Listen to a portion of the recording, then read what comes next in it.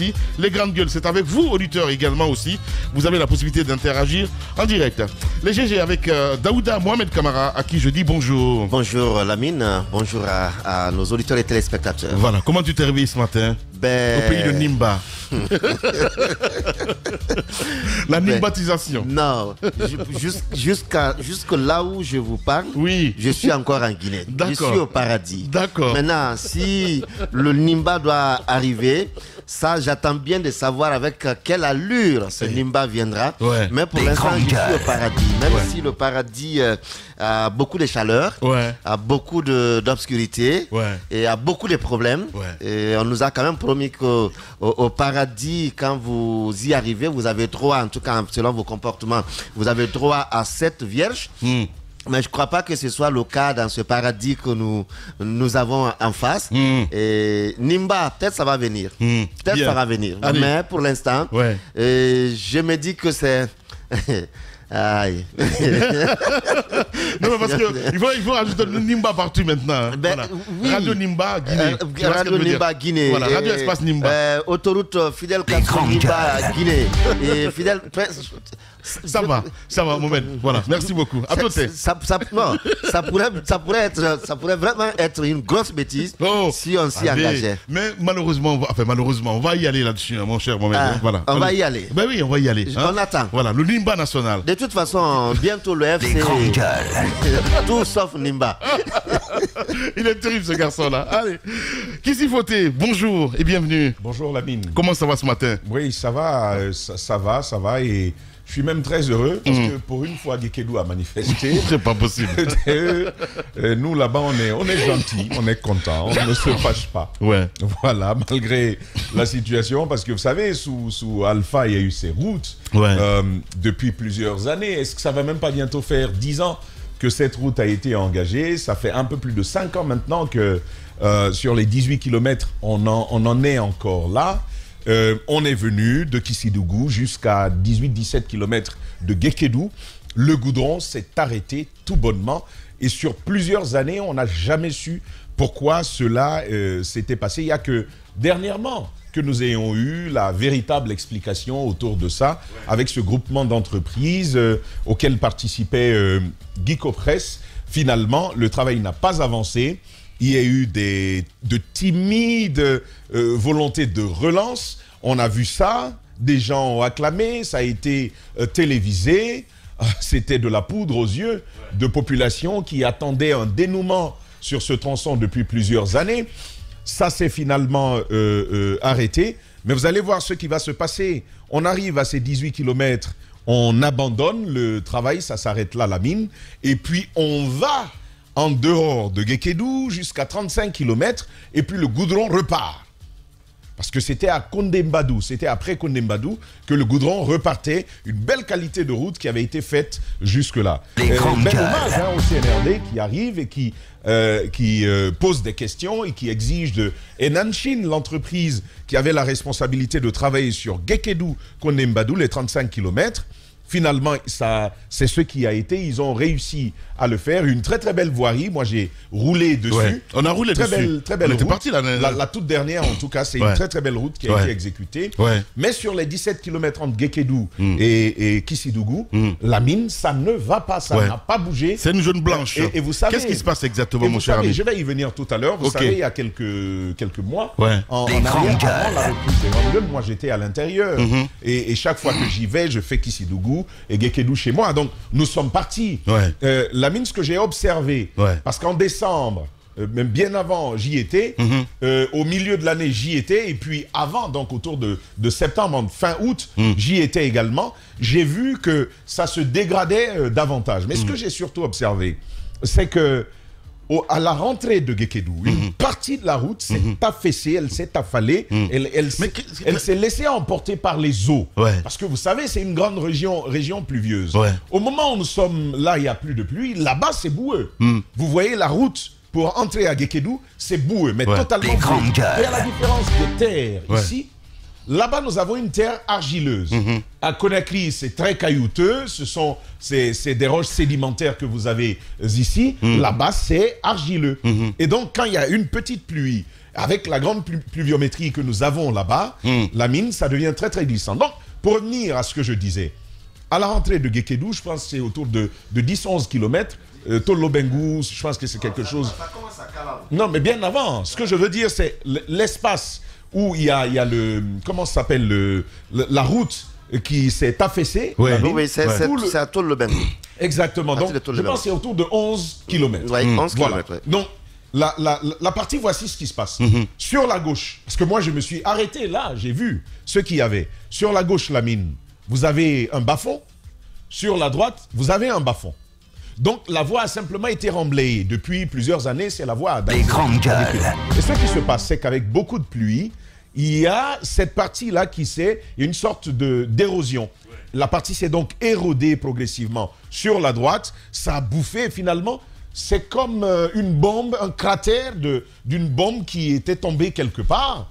Vous voyez un gros trou au beau milieu de la route. Ouais, comme si c'est une bombe qui est tombée. Exactement, comme une bombe, comme les bombe qui nucléaire en plus. Des grandes gueules. Donc ça a fait un gros cratère comme ça au beau milieu. Et puis vous voyez même que, c'est-à-dire qu'avec la moindre inattention, vous vous y enfoncez et bien malin qui saurait nous dire comment vous en sortiriez. Alors ce qui se passe, Lamine, c'est que timidement, je dis timidement parce que j'ai vu un véhicule 4x4 à côté et une seule machine pour régler ce problème quand je passais. Mais souvenez-vous encore une fois que c'est très argileux là-bas. Et donc la question de la route, elle reste posée. Par vague de ministres successifs, la question a été posée. On n'a jamais eu véritablement de réponse. Aujourd'hui, parce que je pose des questions aussi là-dessus, et vous vous souvenez, lorsque nous avions ce forum de développement économique et social à Guékédou, les grandes gueules s'en sont fait un écho unique. On a dépêché des équipes là-dessus, on a fait des reportages, et même sur notre plateau, et même en écoutant les habitants, ils posaient la question, mais qu'est-ce qui se passe avec notre ville? Qu'a-t-on fait à la Guinée pour ne pas pouvoir bénéficier d'autant d'attention? Sans oublier que lors des festivités tournantes, la plupart des préfectures, y compris de la forêt, ont eu leur lot de voirie urbaine. De 15 km, pour kilomètres autour. Guékédou est resté sans voirie. Pendant de longues années. Et c'est à ce moment qu'on nous parlait d'une ville orange. En saison sèche, vous y arriviez partout, c'était de la poussière. Et là encore, on va devoir attendre l'arrivée du CNRD pour que la ville obtienne de la voirie. Alors moi, dernièrement, ce que j'ai fait, quand je suis allé autour du mois d'août, Daouda, j'ai fait le tour de la ville. Partout, je vois un début de voirie. Je vais dessus pour voir un peu où est-ce qu'on en était. Il y a encore les 3 fameux kilomètres qui manquent à l'appel. Alors que, logiquement, l'argent avait été déboursé. Sur le plateau des Grandes Gueules à Guékédou, on était revenu là-dessus. Et on avait posé ces questions-là. Où sont passés les 3 kilomètres de voirie restantes pour lesquels il y a eu des paiements? Il y a eu des paiements et pour lesquels il n'y a jamais eu de travail. La mine, c'est plusieurs milliards de francs guinéens qui se sont envolés alors qu'on a des traces d'entrepreneurs qui sont venus et qui ont signé. Il y a des traces écrites, des procès-verbaux. Tout ceci, le maire s'était même mobilisé. À un moment, il est venu jusqu'à Conakry pour obtenir gain de cause. Mais on se demande, parce qu'on apprenait que la CRIEF les avait interpellés, alors que nous étions à Guékédou, le répondant de l'entreprise était ici à Conakry, il répondait devant la CRIEF. Quelle en a été la suite? La mine, à ce moment, rien. Quand vous greffez à cela une ville balafrée par la guerre, agenouillée ainsi, ancien fleuron de l'économie guinéenne, il faut le dire, les produits coûtaient moins cher par rapport à Conakry, malgré que nous ayons un port ici. Guékédou, vous avez la Sierra Leone, le Libéria, la Côte d'Ivoire, le Togo, le Mali et le Burkina Faso, la Gambie qui se retrouvaient là pour du commerce. Une ville comme ça, nostalgique de ces belles années glorieuses, se retrouve abandonnée. Il n'y a pas de services sociaux de base parce qu'il n'y a pas d'eau. D'ailleurs, avec notre ONG, nous travaillons avec ça pour obtenir... c'est d'ailleurs en très très bonne voie parce que figurez-vous, Lamine, Guékédou, après la guerre, est resté accroché à un seul point d'eau potable. le fameux balloto. Pour tous ceux qui sont là-bas, ils savent de quoi je parle. Aujourd'hui, passez-y. Insalubre. Et c'est là que j'ai vu, sous Covid. En parlant de balloto, il faut préciser que ce n'est pas un robinet. Ce n'est pas un robinet comme on le connaît. C'est une fontaine naturelle qu'on a aménagée pour en faire le point d'approvisionnement d'eau. Très bien, allez-y. Donc, seul point insalubre, Daouda est sous Covid. Et ça, c'est ce qui m'a interloqué. Sous Covid, j'étais même encore aux études de la mine. On a dépêché une étude diagnostique là-bas. Et j'ai des images encore dans mon téléphone. Quand vous voyez ça, vous n'en revenez pas. Ce sont des enfants qui viennent puiser de l'eau là-bas et qui introduisent, parce que l'eau, à un certain moment, par le fait du mauvais entretien, l'eau en est venue à tarir progressivement, à diminuer de débit, à baisser de débit. Ce que font les dames, on insère un raccord à l'intérieur des tuyauteries et puis tu viens pour remplir ton eau, tu aspires et tu déposes par la bouche. Une autre personne vient, elle aspire par la bouche et elle dépose. Ainsi de suite, pendant qu'on parle de Covid, pendant qu'on parle d'autres maladies comme les hépatites qui existent aujourd'hui, vous avez quand même cette situation et ça devient l'unique point d'eau public comme ça. Aujourd'hui, avec les ONG, il y a eu du travail, on fait des forages, on fait des forages. Encore que ce n'est pas la solution à Guékédou. Et si donc vous rajoutez à cela la question de l'électricité, on en parlera encore aujourd'hui, ça reste une question entière. Il y a la question de l'interconnexion à partir de la Côte d'Ivoire. On a eu le ministre... Sadouba ? Non, le ministre politique là, qui compte beaucoup sur son épouse docteur là, le ministre de l'énergie. Ah ben d'accord. Abessila, ouais. Oui, parce qu'il nous a plus parlé du mérite de son épouse en studio que de ce qu'il faisait au sein du département ici. Donc, ce qui a fait que naturellement, c'est ce que j'ai retenu. Et donc, il nous expliquait que il y a donc cette voie qui est prévue sur ce chemin de l'interconnexion. Guékédou pourrait avoir justement, elle aussi, donc une source d'énergie qui soit permanente. La mine, on en a fait le diagnostic depuis. Il y a des documents qui sont partis un peu partout auprès de l'État, auprès des partenaires techniques de la Guinée, auprès des partenaires financiers. On attend, on espère justement que ce forum que nous avons eu puisse ramener plus d'intérêt, parce que c'était un plaidoyer. Parce que ce qui est recherché, évidemment, c'est l'impact. Mais c'est cela la mine. Voilà, cela la mine. Au-delà de l'impact immédiat, parce que vous savez, le forum auquel nous avons participé a généré quelques sous. Pas que. Pas que, parce que ce qui compte vraiment, c'est l'impact, mon cher ami. Mais je dis quelques sous. En parlant de cet impact, il y a eu quelques sous. C'était pas significatif par rapport à l'ampleur du besoin. C'est quand même, comme partout en Guinée, une jeunesse totalement paupérisée. Il n'y a pas de perspective d'emploi viable. Aujourd'hui, les fils de Guékédou se débrouillent à avoir quelques petites initiatives, mais le temps de l'initiative passée, vous retournez à vos vieux démons de désœuvrement, et tout ça accroît les phénomènes de vulnérabilité. Les intervenants du développement qui écoutent cette émission savent de quoi je parle. Lorsqu'on n'a pas de travail, mais mieux, lorsqu'on n'a pas de perspective, on sombre dans le désespoir, dans la désillusion, et c'est un malaise profond que ça crée. Pour une région, frustration. Non, mais je suis d'accord avec toi. Pour une région où il y a eu des volontaires pour la guerre, qui ont appris à manier l'arme, il y a eu ce projet de l'Union européenne avec la GIP pour la réinsertion de ces jeunes-là, mais ça s'est arrêté depuis. Où est-ce qu'on en est aujourd'hui? Ce sont des jeunes qui ont su manier l'arme. Ne vous étonnez pas que dans de telles villes, il y a une recrudescence de l'insécurité parce qu'on a appris à faire la guerre, à combattre. Et si on ne nous donne pas de quoi vivre, de quoi exister, l'insécurité peut être la moindre des maladies, la moindre des gangrènes pour une ville de ce type, sans parler d'autres corollaires. En termes de prostitution, c'est des choses qui peuvent arriver. Les grandes gueules. Lorsque nous passions pour les grandes gueules tours, vous arrivez dans un hôtel, on vous sort des photos. On a vu ça chez nous. Des photos, et puis le prix de départ, c'est 10 000. La mine pour une passe, 10 000. Bon. Et ça se passe aujourd'hui. Et c'est organisé parce qu'il y a des photos, il y a des numéros. Vous arrivez, vous regardez, bon, Oui, la forme là. Merci. Et Tamba. après, on va prendre Des grandes gueules. Il est 9h. La passe, c'est 10 000 la Bien, il est 9h, Tamba. L'État doit entendre ça. J'ai bien compris, mais ce n'est pas un fait nouveau, même ici à Conakry, Oui, dans mais les la hôtels, passe- mon cher ami. la passe est à 10 000. Mais Tamba, il est 9h. Des grandes gueules. Voilà. Allez-y, mon cher Daouda Mohamed. Vous savez, Lamine, quand on parle de Guékédou, Tamba fait bien de dire qu'enfin à Guékédou, on se réveille pour au moins manifester, pour demander pas autre chose. C'est qu'il y a un droit d'ailleurs. Hein? Qui est un droit de l'électricité. Ouais. Et nous qui avons connu peut-être Guékédou, parfois on s'assoit, on se pose bien la question, qu'a-t-on fait à cet État pour mériter cette situation dans laquelle aujourd'hui Guékédou se trouve? Parce que Guékédou, il y a un moment donné, il a été accusé d'avoir été à la base ou en tout cas derrière ce qui est arrivé à Guékédou, le professeur Alpha Condé, même si cela ne s'avérait pas, pour au moins effacer un peu les traces, on s'attendait un peu à un regard, à une pitié qu'on exprimerait vis-à- vis de Guékédou.